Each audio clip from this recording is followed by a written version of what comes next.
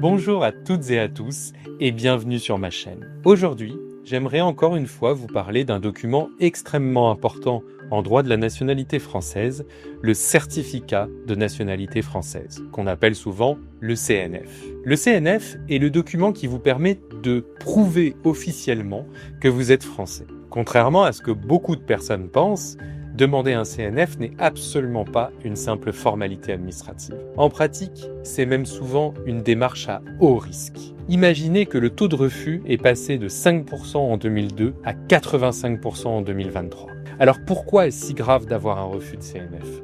Parce qu'un tel refus peut avoir des conséquences extrêmement graves. On voit régulièrement des personnes qui, après un refus de CNF, se retrouvent confrontées à un refus de renouvellement de leur passeport ou de leur carte d'identité, à des demandes de restitution de leurs documents français, parfois à une inscription au fichier des personnes recherchées, s'ils ne restituent pas leurs documents notamment, ou encore à des blocages sur leurs actes d'état civil français, refus de transcription, refus de délivrance de copies d'actes qui ont été retranscrits précédemment. Autrement dit, une simple demande de CNF peut bouleverser durablement votre quotidien. C'est pour cette raison qu'à mon sens, un CNF ne doit être demandé que si c'est indispensable. Donc vérifiez si le CNF est vraiment nécessaire avant de le demander. L'administration exige parfois un CNF de manière totalement abusive. Un exemple important, si vous avez déjà un CNF, même très ancien, l'administration n'a pas le droit de vous demander d'en produire un nouveau. Et pourtant, c'est parfois le cas,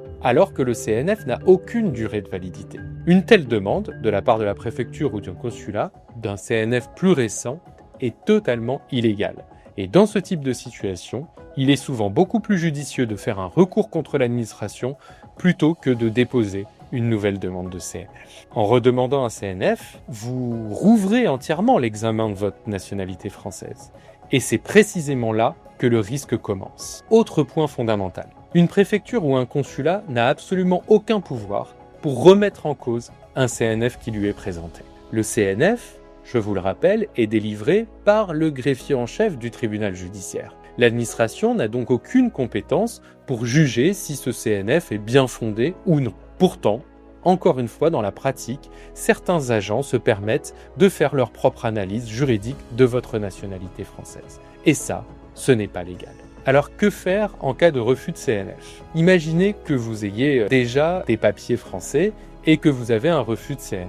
Il faut alors réagir extrêmement vite. Pourquoi ? Parce qu'après un refus de CNF, l'administration peut considérer que vos documents français ont été délivrés à tort et donc vous demander leur restitution. Or, dans ce type de situation, le premier réflexe, ça doit être de sécuriser immédiatement votre nationalité française. Pour cela, il existe un mécanisme très utile, très puissant, mais encore méconnu. La déclaration de nationalité française pour possession d'État. C'est l'article 21.13 du Code civil.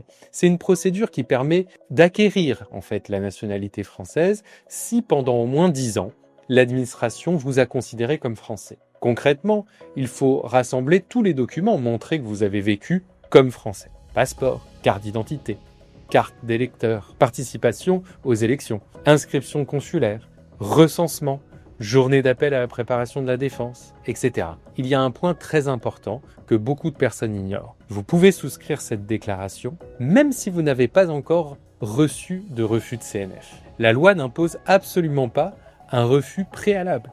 Contrairement à ce que certains consulats laissent parfois entendre, rien ne vous interdit d'anticiper. Et à mon sens, c'est souvent une stratégie pertinente que de sécuriser votre nationalité en vous déclarant français par possession d'État. En effet, si vous êtes français par filiation, avec une famille née à l'étranger, et notamment dans les anciennes colonies françaises, il existe toujours un risque qu'un jour, l'administration vous demande un CNF. Et à ce moment-là, il faudra parfois remonter plusieurs générations et donc produire tous les actes d'état civil de votre chaîne de filiation pour démontrer la nationalité française de vos ascendants. C'est souvent là d'ailleurs que les difficultés commencent. La déclaration pour possession d'État permet justement de sortir de cette fragilité juridique, de ce mur de la preuve. Et surtout, elle permet de protéger également vos enfants mineurs grâce à ce qu'on appelle l'effet collectif. Autrement dit, vos enfants mineurs sont intégrés dans la déclaration et ils bénéficient eux aussi de cette sécurisation de nationalité. Une fois la déclaration enregistrée, elle est mentionnée sur les actes de naissance et la preuve de la nationalité française devient un jeu d'enfant puisqu'il suffit de produire votre acte de naissance sur lequel apparaît la mention de l'acquisition de la nationalité française. Et ça marche également pour vos enfants mineurs. Au terme de cette vidéo, vous l'aurez compris, une demande de certificat de nationalité française ne doit jamais être faite à la légère. Donc avant de déposer un dossier, il faut toujours réfléchir aux conséquences possibles d'un refus et vérifier s'il n'existe pas une autre stratégie plus sécurisée pour prouver votre nationalité française. J'espère que cette vidéo vous a été utile.